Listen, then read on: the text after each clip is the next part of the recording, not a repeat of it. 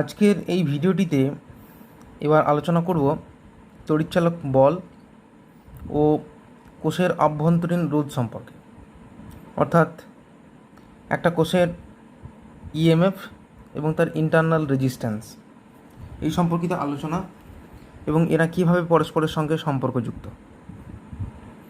তো আমরা পরিবাহী রোধ সম্পর্কে জেনে এসেছি, যেটাকে ক্যাপিটাল আর দিয়ে ডিফাইন করা হয়। এখন এটি একটি তড়িৎ কোষ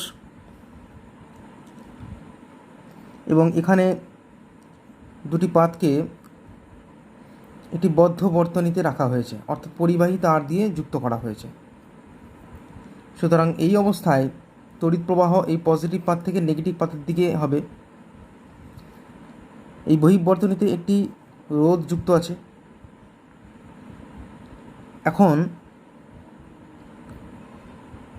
এখানে যে আভ্যন্তরীণ রোধের কথা বলা হয়েছে কোষের, সেটিকে ডিফাইন করা হয় সাধারণত ছোটো হাতের আর দিয়ে, স্মল আর দিয়ে। তো এই অবস্থায় তড়িৎ প্রবাহ বহিঃবর্তনীতে, অর্থাৎ বহিঃবর্তনীতে পজিটিভ মেরু থেকে নেগেটিভ মেরুর দিকে, অর্থাৎ এ পাত থেকে বি পাতের দিকে হয় এবং কোষের ভেতরে যদি দেখা হয় ঠিক তার উল্টোটি, অর্থাৎ নেগেটিভ মেরু থেকে পজিটিভ মেরুতে, এবং এইভাবে একটি পূর্ণ চক্রাকারে একটি আধানের আবর্তন ঘটে এবং তড়িৎ প্রবাহ হয়। তো এই তড়িৎ প্রবাহিত হওয়ার সময় কোষের অভ্যন্তরে যে রাসায়নিক তরল বা রাসায়নিক দ্রব্য রয়েছে তা কিন্তু ওই তড়িৎ প্রবাহকে স্বল্প বাধা প্রদান করে। এই যে কোষের ভিতরে সক্রিয় তরল কর্তৃক বাধা প্রদান, এইটি হচ্ছে গিয়ে কোষের আভ্যন্তরীণ রোধ, অর্থাৎ এই তড়িৎ কোষটির ইন্টারনাল রেজিস্ট্যান্স, যেটিকে ছোটো হাতের আর দিয়ে ডিফাইন করা হয়েছে। তো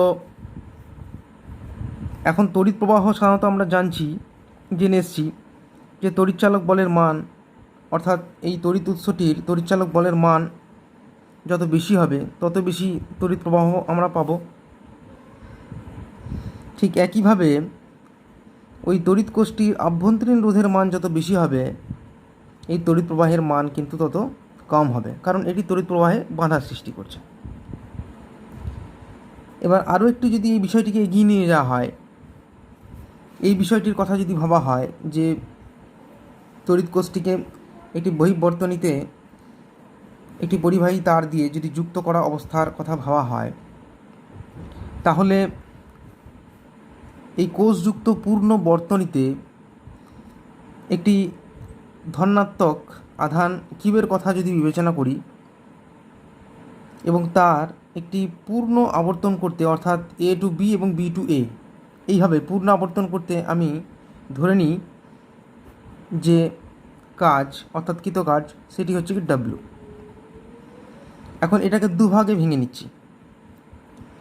এই ডাব্লিউর একটা অংশ বহিঃবর্তনীতে, অর্থাৎ এ টু বি, অর্থাৎ এ পাত থেকে বি পাত, যেটা বহিঃবর্তনী বরাবর, সেখানে কৃত কাজ মনে করলাম ডাব্লিউ1, এবং কোষের অভ্যন্তরে অর্থাৎ বি টু এ এই কৃত কাজ মনে করলাম ডাব্লিউ2।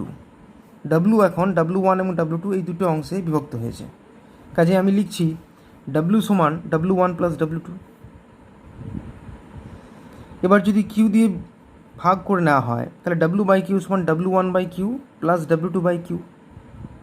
এইটি কোষের তড়িৎচালক বল। আমরা আগে একটা ভিডিওতে আলোচনা করেছি এই বিষয়টা নিয়ে। আর ডাব্লিউ1 বাই কিউ, যেটি বহিঃবর্তনী বরাবর ধনাত্মক আধানটিকে বহিঃবর্তনী বরাবর পজিটিভ মেরু থেকে নেগেটিভ মেরুতে নিয়ে যেতে কৃত কাজ, সেটি অতি অবশ্যই কোষটির বিভব প্রভেদ। তাই ডাব্লিউ1 বাই কিউ এটিকে ক্যাপিটাল ভি, অর্থাৎ কোষের বহিঃবর্তনীতে বিভব প্রভেদ হিসেবে লেখা হলো, এবং এখানে ডাব্লিউ2 বাই কিউ এটিকে ছোটো হাতের ভি, অর্থাৎ কোষের ভিতরে বিভব পতন এই হিসাবে লেখা হলো। এখন এই বিষয়টিকে, এই কোষের অভ্যন্তরে বিভব পতন, বিষয়টিকে বোঝার জন্য নিচের অংশটি দেখা হোক। এখানে একটি তড়িৎ কোষ, তার অভ্যন্তরীণ রোধ আর এবং এটিকে একটি পরিবাহী তার দিয়ে যুক্ত করা আছে এবং সেখানে একটি রোধ ক্যাপিটাল আর যুক্ত আছে। তো এই পরিবাহীটির ক্ষেত্রে, এই ক্লোজ সার্কিটটির ক্ষেত্রে, এক্ষেত্রে মোট রোধ হবে ক্যাপিটাল আর প্লাস স্মল আর। তাই এই পরিবাহীটির মধ্য দিয়ে প্রবাহিত তড়িৎ প্রবাহের মান আই সমান কোষের তড়িৎচালক বল ডিভাইডেড বাই মোট রোধ এই বর্তনীটির সমান আমরা পাই E divided by capital R plus R. এখানে ই হচ্ছে গিয়ে এই তড়িৎ প্রবাহের উৎস, কাজেই E divided by R plus R, এটি হচ্ছে গিয়ে তড়িৎ প্রবাহের মান। এটিকে ক্যালকুলেশন করলে দাঁড়ায় ই সমান I R plus capital I into capital R plus capital I into small r. এখন এই যে আই আর, এইটি হচ্ছে গিয়ে বহিঃবর্তনী বরাবর কোষের তড়িৎ প্রবাহের জন্য যে বিভব পতন হয়েছে, অর্থাৎ বহিঃবর্তনীতে কোষের বিভব পার্থক্য।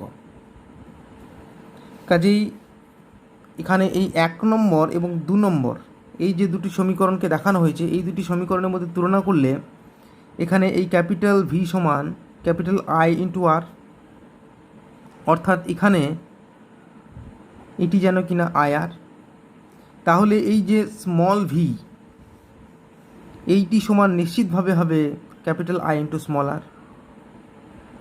1 এবং 2 নম্বর সমীকরণের মধ্যে যদি তুলনা করি, তাহলে আমি এখানে লিখতে পারি আই আর সমান, এই 2 নম্বর সমীকরণ থেকে লিখতে পারি আই আর সমান E minus capital I R. Capital I R সমান এখনই পেলাম ক্যাপিটাল ভি, অর্থাৎ বিভব প্রভেদ, অর্থাৎ আই আর সমান পেলাম ই মাইনাস ভি। তাই এই I R capital I into small r, এই জিনিসটি হচ্ছে গিয়ে এই তড়িৎচালক বলের একটা পার্ট, একটা অংশ, যেটা কোষের অভ্যন্তরে একটা ধনাত্মক আধানকে ঋণাত্মক মেরু থেকে, এই তড়িৎ কোষটি ঋণাত্মক মেরু থেকে ধনাত্মক মেরুতে নিয়ে যেতে কৃতকার্য। এবং এই যে এনার্জি, এই যে কৃতকাজ, এটি কিন্তু বহিঃবর্তনীতে কোনো রকম অংশগ্রহণ করে না। তাই এটি আভ্যন্তরীণ বিভব পতন, এবং এই অংশটি যেহেতু বহিঃবর্তনীতে কোনো রকম কাজে দেয় না, তাই এটিকে বলা হয় নষ্ট ভোল্ট। এটিকে বলা হয় নষ্ট ভোল্ট। অর্থাৎ এখন আমি পাচ্ছি এই আইআর সমান তড়িৎচালক বলের এমন একটা অংশ যা নেগেটিভ মেরু থেকে পজিটিভ মেরুতে একটি একক ধনাত্মক আধানকে নিয়ে যেতে কৃতকার্য। এবং এইটি হচ্ছে গিয়ে আভ্যন্তরীণ বিভব পতন, যেহেতু এটি কোষের অভ্যন্তরে ঘটছে, ইন্টারনাল পোটেনশিয়াল ড্রপ। এবং যেহেতু এটি বহিঃবর্তনীতে কোনো রকম কাজে আসে না, তাই এটি নষ্ট ভোল্ট, অর্থাৎ লস্ট ভোল্ট এই আইআরকে বলা হয়ে থাকে। এখন এই 2 নম্বর সমীকরণে যদি ক্যাপিটাল আর এর মান 0 হয়, অর্থাৎ এই আর এর মান যদি 0 হয়, তাহলে এখন এটি মুক্ত বর্তনী।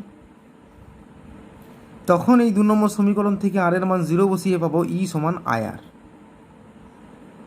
ই সমান আই আর, এটি হচ্ছে গিয়ে মুক্ত বর্তনীতে কোষের একটি ধনাত্মক আধানকে ওই তড়িৎ কোষটির ঋণাত্মক মেরু থেকে ধনাত্মক মেরুতে নিয়ে যেতে কৃতকার্য, যেটাকে আমরা কোষটির তড়িৎচালক বল বা ইএমএফ হিসেবে ডিফাইন করেছিলাম। আর সংযুক্ত বর্তনীর ক্ষেত্রে, অর্থাৎ যখন কোষটির সঙ্গে একটি পরিবাহী তার যুক্ত করা আছে, তখন আমি ইকুয়েশন যেটা পেয়েছিলাম ই সমান ভি প্লাস স্মল ভি, অর্থাৎ capital I R plus small i r. E সমান capital I R plus small i r, এটি ছিল কোষের বহিঃবর্তনী বরাবর কৃতকার্য বা বিভব প্রভেদ, এবং এটি ছিল কোষের অভ্যন্তরে বিভব পতন। বা কোষের অভ্যন্তরে একটি ধনাত্মক আধানকে ঋণাত্মক মেরু থেকে ধনাত্মক মেরুতে নিয়ে যেতে কৃতকার্য। কাজে এখন এই যে তড়িৎচালক বল, এটিকে আবার অন্যভাবেও ডিফাইন করা যায়। সংযুক্ত বর্তনীর ক্ষেত্রে তড়িৎচালক বল হয়ে যাচ্ছে কোষটির বহির্বর্তনী বরাবর একটি একক ধনাত্মক আধানকে পূর্ণ আবর্তন করতে যে কাজ করা হচ্ছে, তাই হচ্ছে গিয়ে ওই কোষটির তড়িৎচালক বল সংযুক্ত বর্তনীর ক্ষেত্রে।